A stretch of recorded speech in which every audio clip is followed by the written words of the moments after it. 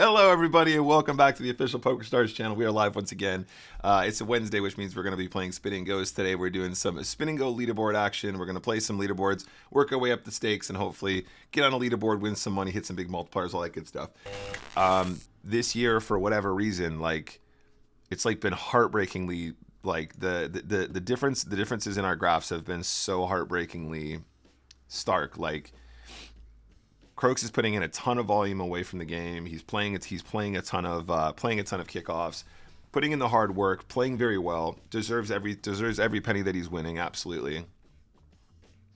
Really does deserve everything he's winning. I'm not trying to slate Croaks, but he's also just actually winning all-ins. And this year, the disparity between chips won and my EV and chips won is the biggest I've ever seen in the game, really. I think we probably have another bet here, right? Nobody ever seems to believe us if they're calling with a 7, right? Nice.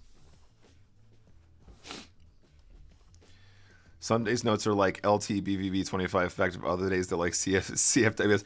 I would argue that those are the same days, Tom. It just depends on the player.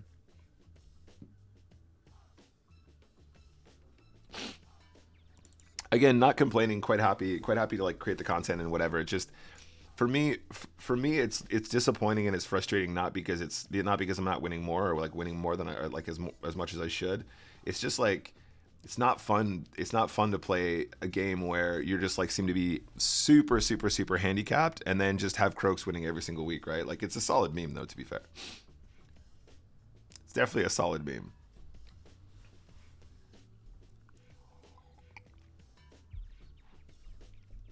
I just think it'd be more fun if I wasn't literally 100,000 chips under EV, and then we could actually have a little bit more of a close race every week. I think we're still calling the river bet. I don't know. I'm not really sure what. I mean, it might be a 5 that he checked to the river and now he's trying to overbet, but otherwise, isn't this just always a bluff? Does a 10 ever actually do this? Seems good. Okay. Decent top pair. This probably is a check raise situation. Something like that seems pretty reasonable. Have to continue the turn here as well, I think.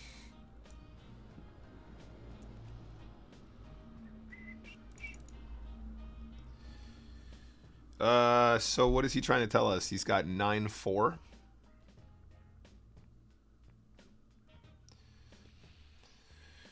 I don't really know what to put him on in this situation. I don't know how the 9 changes anything, so I guess we're going with it. Wish me luck.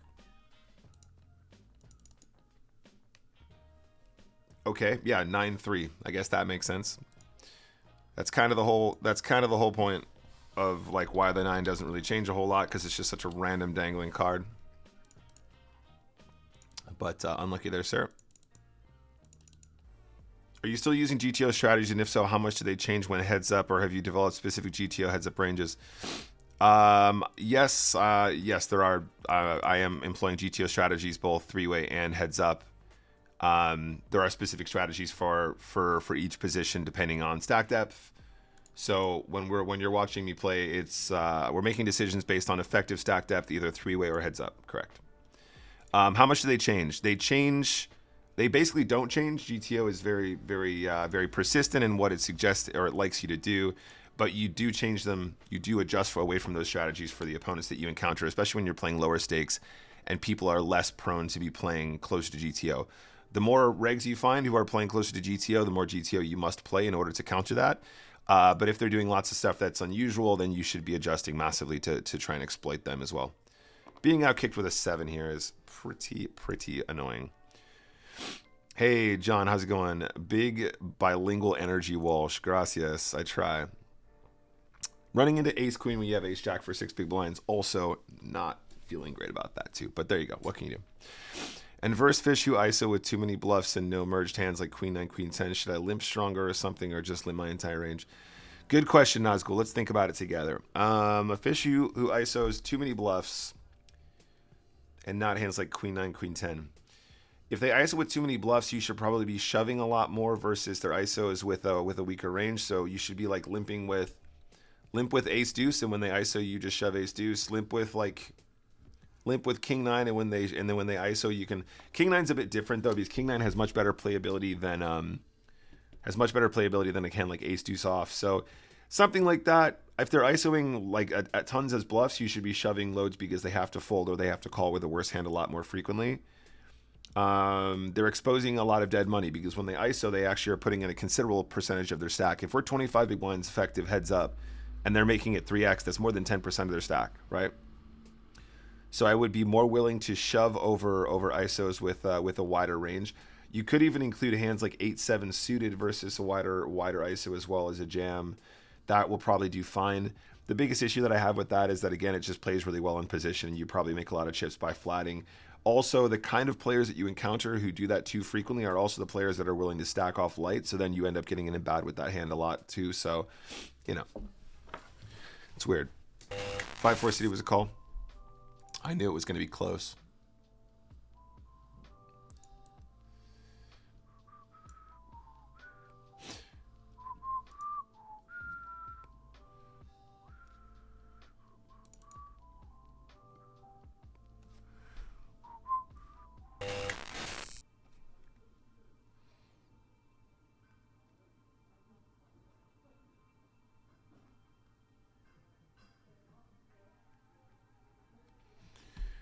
Bet the flop. Having top pair is nice.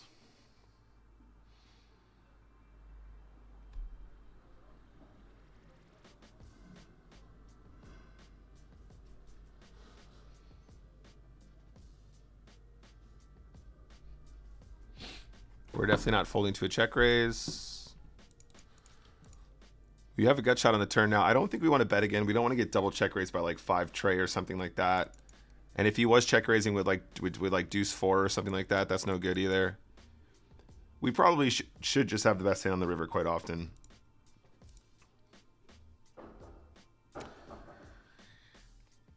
Okay, well, yeah, I don't really know. Not really sure what to make of this. I guess we're calling. Yeah, it doesn't really make a ton of sense to me.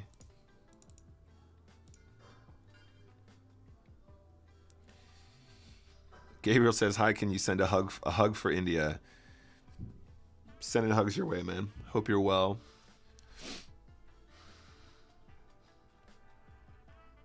I would love to go to India one day.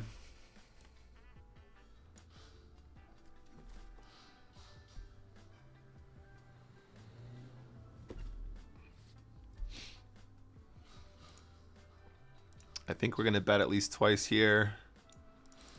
Seems good.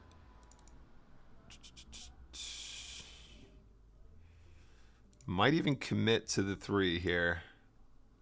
Do we commit to the 3?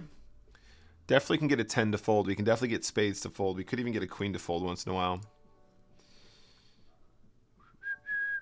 Not going to get a straight to fold. Nice answer. We aren't going to get a straight to fold. That's true. Is it frowned upon that I heated up some leftover pizza for breakfast? I applaud that, Tom. What are you talking about? All right, gang. We're going to play another game here. Which isn't really a problem. We should actually take more ownership over that. We should anticipate more of that. We're gonna win a $50 here. Let's do it.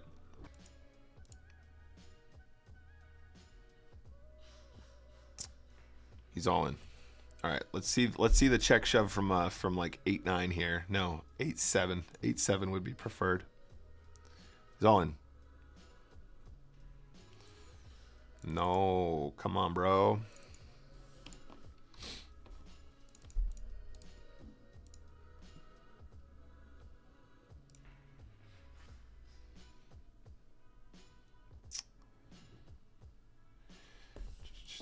Do we have a command for GTO? So GTO stands for Game Theory Optimal, and it is a... Yeah, we're not folding, bro. Come on. Do me a favor.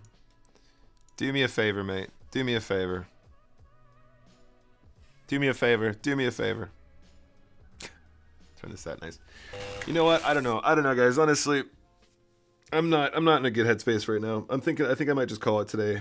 Like, it's not the poker, it's not the players, it's not any of that. I just don't feel like I'm with you guys right now. I feel like I'm just a bit out of it.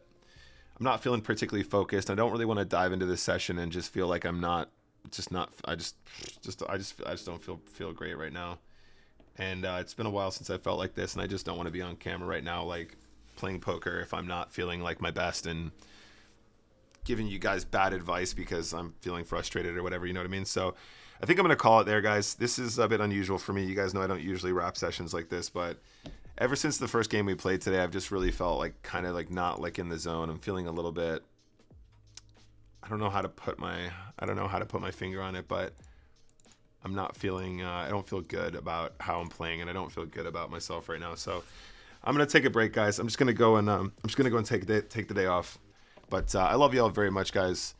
I hope you guys don't think I'm rage quitting this session, because it's really not about that. I just don't feel like I'm making good decisions, and I don't really feel like my brain is in the right gear. You know what I mean? Like, it's not so much it's not so much that I think that I'm making bad decisions. It's more just like I'm not feeling that sort of like creativity where like I'm actually kind of gonna do something that's really useful or impressive, or, you know, I'm not gonna flex on anybody like I'd like to, really. So anyway, guys, I'm gonna call it there. I love you all very much. Give me a follow on social media. I'll let you guys know when I'm going live in the future and all that good stuff.